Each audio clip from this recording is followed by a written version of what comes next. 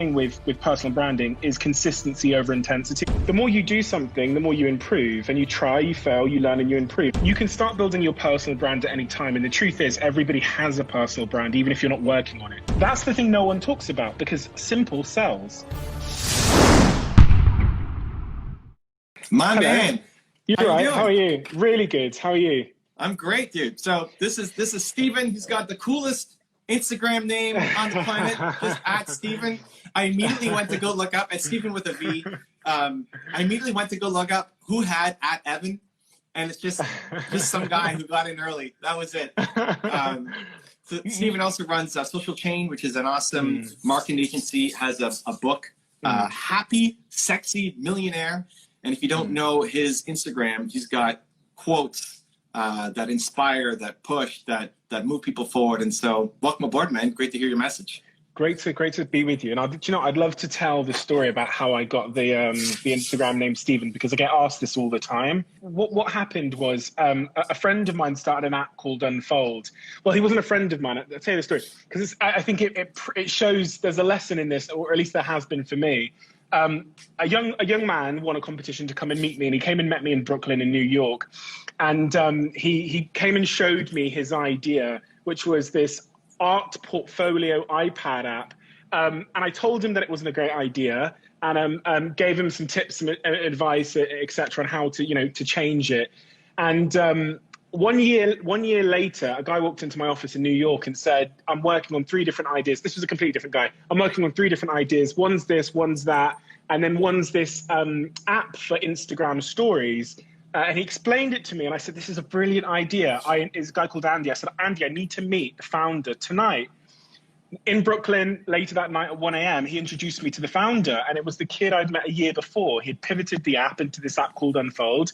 It had 1 million users at the time, and it was growing like crazy. And I walked into this apartment in New York. This kid is shaking because it's been a year since he met me. And and they just got acquired by a Squarespace. And I know they've made a lot of money. But so the guy, Andy, as a thank you for the help and for the guidance of these, he actually owned the username Steven. So he gave it to me as a thank you. And that's my story. Wow. Okay. Yeah, it's crazy how things come back around. So if the name's, how I got this name was because of I gave my time to somebody with no expectations, I guess, and that's that worked out in the long run. Yeah, I love it, and you're giving back with all the content you're putting up every day.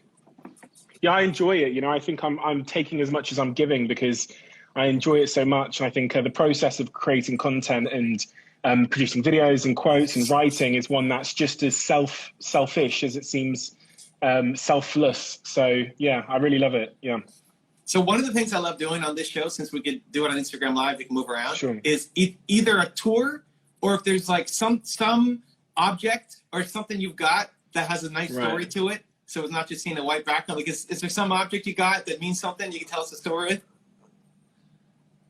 I'm going to pop to my room, which is just that. I'll be right back. Okay, I'll see if I can grab something. Give me 1 second. Okay. This is quite a symbolic thing for me, and it's only a simple thing. But a couple of years ago, someone gave me this little piece of jewelry, and if you know me, if you're close to me, if you're one of my close friends, you'll understand why this jewelry means a lot to me. It's just this little lion, and everywhere in my house, I'm in Europe at the moment, but in my house in New York and everywhere where I live and everywhere I go, I have many lions everywhere. Paintings, jewelry, my background of my phone is a lion. And it's one of the things that I think I've just learned about business over the years, which is, for me, it's been incredibly important to be able to be fierce at times, sometimes fierce with my ambitions, with my team, but also having that sense of calm. And I think the lion for me has always represented a real strong, calm and authoritative leadership. So the more you know me, the more you'll walk around my house and you'll see that there are 20 or 30 lions. There are statues, there are paintings, and it's the animal that I resonate with the most for those reasons: the strength, but also the softness. And I think that kind of personifies me. So I could show you this piece of jewelry, but I have 30 more lions on rings and things like that. That was just the first thing that came to my mind when I went to my bedroom. I love it. That's awesome, dude. Now, somebody's saying in the live chat that they love your YouTube channel to change their life. I actually didn't know you were doing YouTube stuff. What are you doing on your YouTube channel? I used to. I used to do a daily vlog. So I used to vlog every day. There's two channels you'll see. There's one that I have about 55,000 subs, and I videoed. It was a daily vlog, so I videoed pretty much every day for about 300 days or so. Just business and running the offices and all of the struggles that entrepreneurs go through. So it was everything from problems with my girlfriend to problems in my personal life to business challenges, and I just shared it all for about 2 years in total. And I'll be doing it again soon for sure. But yeah, I ended up moving to New York, which meant that I paused for a second. And so why heavily invest on, because you're in the space and you teach people about social, which is great. I always love the conversation of why Instagram as the all-in versus YouTube. So the way that I look at it is, in essence, I'm building a funnel with my audiences. And at the start of the funnel, I really have things, I produce content that can reach a wide array of people, a very broad number of people with fairly broad topics. So things that a lot of people can relate to. And as you move down my funnel, you have things that bring you a lot closer to me, like my podcast, which I do pretty religiously. And then you'll have my YouTube vlog. And then at the very end of my funnel, you have the community that are on my owned channels, like my SMS channel or my newsletter and those things. And so at the top of my funnel, I chose Instagram, and I used to be Facebook as well. I have about 1 million people on Facebook, but I just didn't really enjoy producing content on Facebook as much as Instagram. And then that's really just a way of getting to know me as I see it. Further down my funnel, you really get to know me with my podcast and my YouTube vlogs. And then at the end of the funnel, we're really connected, and that's where I do my webinars, and I'll send out my email newsletter. And I think you have to build that funnel as a personal brand builder if you want to bring people in the front door and bring them to the bedroom.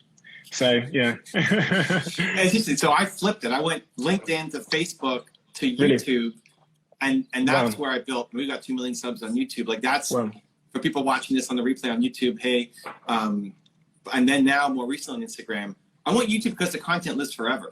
Because what you make in 5 years, like this is a year ago, and people are still saying, I love your videos. Like, wait, he's doing videos? What are the videos? Let me go look that up. Yeah. No, YouTube's a brilliant channel. It's obviously a lot more, typically a lot more work, right? Production work. It's, longer form, over 10 minutes ideally. And so for someone like me that at this point in my life, I want to produce for a big audience, but I can't necessarily invest a lot of time into the production. Instagram has been the platform for me. But I tell you what, LinkedIn, I've been all in on LinkedIn for the last year and a half, and I'm slowly growing my audience there. I've just surpassed about 100,000 followers, but a mega important platform because of the virality and how, it's like Facebook 2014, where, if you comment on something, it spreads it to all of that person's connections. And that's an opportunity that won't last long for sure. So I'm all in on LinkedIn as well in a big way. Have you thought of doing YouTube videos, just Q&A, or instead of like a vlog takes a ton of work to put together and edit everything, but just you've got someone, you're speaking, I've seen it, awesome, or just being able to answer questions where you can just sit where you're sitting, even pull out your phone, because it's production quality. Quality is more like you got the quality in your head, right? Your opinions, your ideas are high quality. Have you thought of just doing 10, 12-minute videos that actually just take 10, 12 minutes to make and then just post because you're so good at what you do? Yeah, do you know what I'm going to do is, so the way that I look at it is I never want my things to overlap too much or else it's a waste of time. And what I mean by that is if I'm sitting down to record an hour-long podcast every week anyway, I should just video that.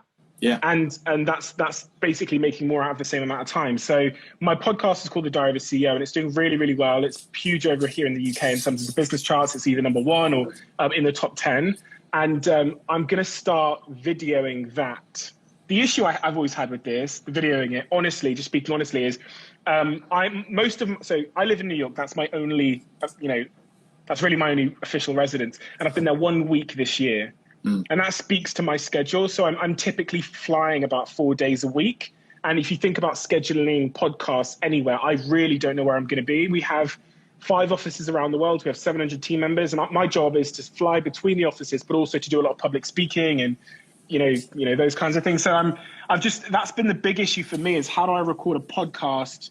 And a lot of these are excuses as well, because I know that there's ways around it. It's just like, I think the most important thing when you come to building a personal brand or producing content is you need to find something that you enjoy and that is sustainable. And if you can do something that you enjoy and is sustainable, you'll become consistent. And the key to personal branding is consistency. Mm-hmm. So I don't try and trick myself into doing anything that I don't find sustainable or enjoyable.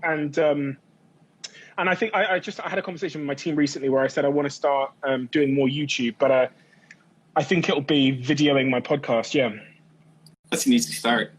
Yeah, I think also for a lot of people, it's just being willing to lower the production quality. Like maybe it's you're filming off your phone while you're in the back seat of an Uber or cab going to an airplane with a thought that's on you, because you see that you're such a unique dude. You see the world differently. Like you step out as streets of New York, and everybody else sees one thing, and like you're seeing this, you're noticing that guy there on the corner doing it, right? And so just what's going on in your head is value. Forget about like the perfect lighting or the setup or any other stuff. If you are and I know you run a marketing agency, so like there's a little bit of care about it, but I think just like I love what you do on IG, where you've got your personal, right, Stephen, which is not talking about marketing. It's personal development, it's growth, it's ambition and motivation and just inspiration. It's great. And then it's just in your bio, oh, I'm also the CEO of Social Chain, and you can go there and see all the marketing content too. Yeah, I mean, I would love to see. The podcast is a super easy one. I'd love to see just your thoughts, though, like how you see the world. Yeah, that's it. That's exactly what I do on my podcast. So my podcast is most of the time is alone, and in fact, the episodes that do the best are when I am alone. And it's 1 hour of me showing you what's in my diary based on the last week. So it could be, some massive issue with my mum. It could be a massive issue in business. It could be an issue with a team member. It could be someone that sits down next to me on the plane and something I learned by how they behaved. And it's that real sort of like observational analysis that I just pour out completely honestly in a way that is hopefully won't get me cancelled. So.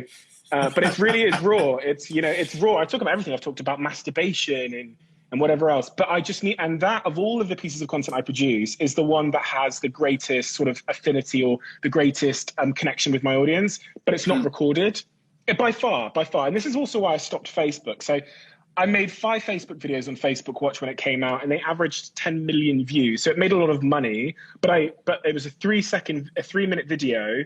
About sort of vague, broad appeal topics. And I just didn't get a lot out of it, to be honest. I was trying to make viral videos and I wasn't getting a huge amount out of it. So my podcast was almost like therapy for me. It was like, a cathartic experience. So, yeah. Well, long form definitely works on YouTube. And oh, for sure. Dude, if you can, nobody can carry a 1 hour solo podcast. Like I love it. It's my favorite thing. Yeah, it's my favorite thing. Because you got a perspective that is just different. I'll do it. I'm telling you, Evan, I'm going to do it. I have to find a way to make it like truly sustainable. And I've always, fantasized about having a big studio that I could record it in. And in Manchester, we have 8 studios. We have a studio in New York, but I'm never in either. And so what happens with my podcast is it's recorded, I swear to God, I'd say 80% of the time in a cupboard under some stairs somewhere where I can just have, in a hotel, where I can have silence and that's it. And, I can't really record in that cupboard in the hotel. So it's been a tricky one. I think... Dude, I would love to see the guy who's got offices all over the world, and beautiful New York apartment. Recording it. And then here he is, like sitting under a staircase in a cupboard, whatever, filming. Like, that's when everybody else is trying to be perfect and have the perfect studio. You're the guy who says, just go, just make, just love yourself. Don't worry about the judgment, right? And I was like, here you are living it. I think that would be fire, dude. Maybe I'll do that under the staircase. Will be that can be the name of the podcast, Under the Staircase. Good idea.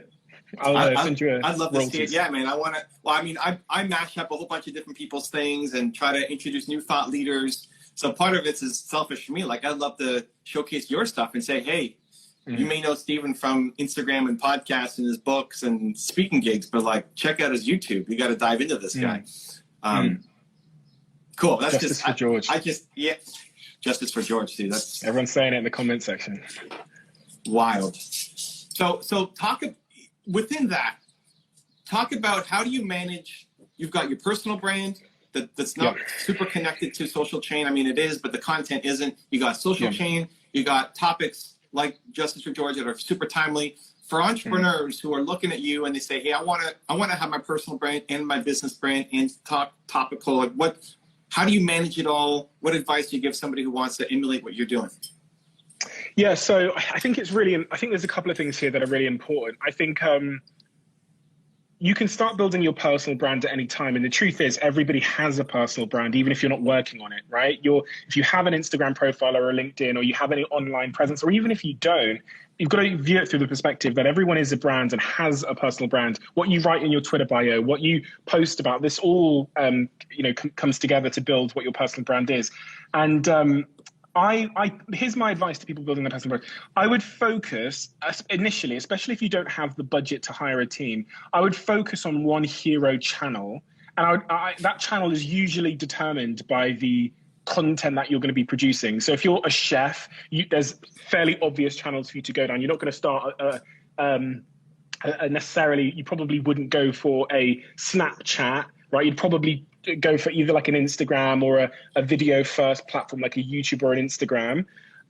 You wouldn't go for a Twitter, for example, if you're a chef necessarily. And I would try and build an audience on that hero channel. The most important thing with personal branding is consistency over intensity, which means, as I said at the start, really finding one thing that you can do consistently for the next 5 to 10 years. If you look at the growth of, a lot of people that have built astronomical personal brands across the board, they typically were really consistent on one hero channel, and then they used that audience to then branch out. You've got Jay Shetty, he started in 2016 with videos on Facebook. You've got Gary Vee over here with Wine Library and what he did on YouTube as the wine guy back in 2000 and it must have been 2009 or something, 2008.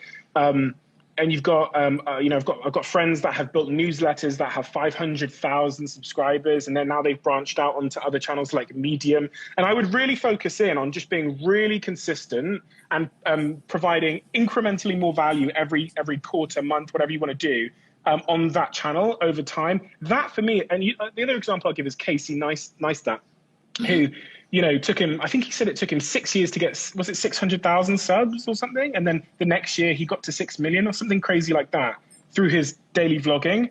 And again, it's so apparently clear that what matters more than anything else, as is the case with wealth and compounding interest, is consistency. And in fact, the fact that